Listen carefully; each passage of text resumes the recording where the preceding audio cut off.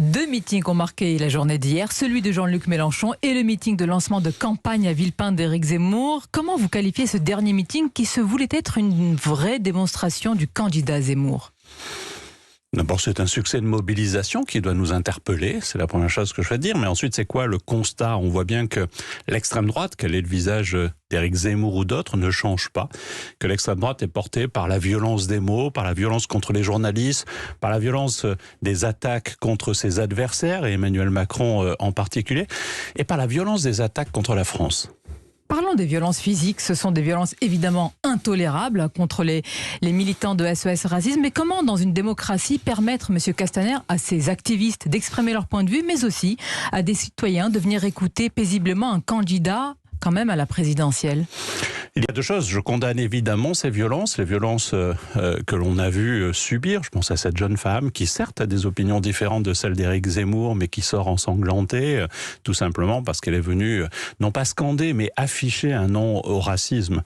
Mais en même temps, moi je regrette que on refuse dans notre débat démocratique des idées qui sont différentes des nôtres. Et même si je les condamne, ces idées, je pense qu'elles ont le droit de s'exprimer.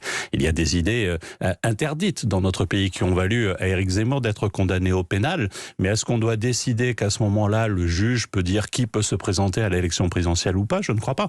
Le débat politique doit se trancher dans le débat et pas dans la violence. Et est-ce qu'il peut se mener quand un candidat à la présidentielle est agrippé violemment à son entrée en meeting, quand il est blessé au poignet ? Est-ce que vous condamnez aussi de la même manière, avec la même virulence, je vais dire, de telle violence contre un candidat à la présidentielle ? Ah, mais j'ai dénoncé dans mon propos toutes les violences. C'est le fait contre les journalistes et le fait que Éric Zemmour y contribue en scandant à plusieurs reprises la dénonciation du monde médiatique. Mais je dénonce aussi toutes les violences qui ont été portées c'est lui qui est générateur des violences. Il y en est le... Sur les journalistes, oui. Pour moi, il n'y a aucun doute. Quand par 6 fois, il appelle à une violence non pas physique, mais morale contre les journalistes, il ne faut pas s'étonner derrière que ses troupes, ses fidèles, les plus excités d'entre eux, aboutissent à cela. Mais vous êtes en train de légitimer finalement ces défenses. Vous dites que ces attaques... Ah ben non, je les condamne plutôt. Vous êtes en train de dire que s'il dit cela de manière violente, donc c'est normal qu'il y ait des violences contre lui ? Ah non, vous avez traduit mon propos contre lui, je vous parle des journalistes. Et donc nous sommes à front renversé sur ce sujet-là.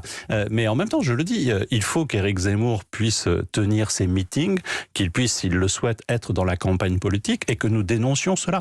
Hier, près de 50 partis politiques et syndicats ont appelé à une manifestation contre. Vous avez remarqué que la majorité présidentielle n'était pas de cela. Le débat politique doit se faire dans l'arène politique et rien ne peut justifier même la violence des mots d'Éric Zemmour, même la stigmatisation constante qu'il fait contre les femmes, contre les jeunes, contre les musulmans, ne peut justifier cela.